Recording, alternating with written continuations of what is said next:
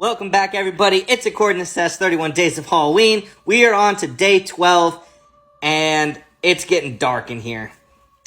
That's the best way to describe these two films. They are messed up, and you're going to want to put on something happy after watching these two. But without further ado, let's get into these movies. Yep, first up we got The Strangers. This movie is bleak, it is dark, and it is scary. Basically what this is about is you got Liv Tyler and Scott Speedman, who are a couple. They decide to go rent this house and stay there for the weekend. They're going through a rough patch and they're trying to fix things up. Enter these three masked killers, and it just gets absolutely brutal. The way that they toy with these two people is just so messed up.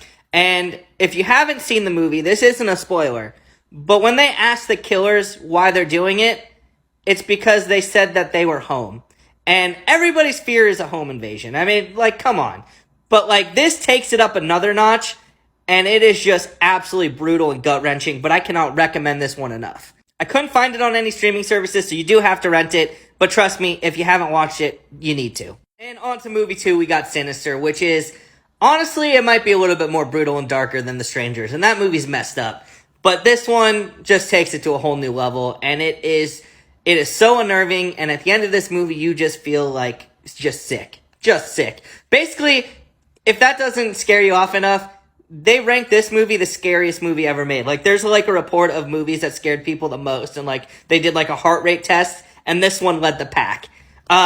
Essentially what it's about is you got Ethan Hawke, who is a true crime writer, and he ends up hearing about this family that was massacred in this house, and he ends up moving him and his family into this house to try to get rid of his writer's block and come up with the next big hit.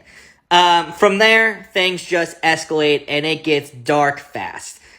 This movie's brutal. It doesn't hold back whatsoever. The imagery is amazing. The bad guy, Bughuul, yep, this guy, absolutely terrifying, and just destroys families, left and right. As the movie goes on, Ethan Hawke's character finds these, movie tapes that basically show what happened to all of these families, and yeah, it's a lot. And Bughuul's not even the big bad. He's part of it, but when you watch this movie, you'll know what I'm talking about when I say that.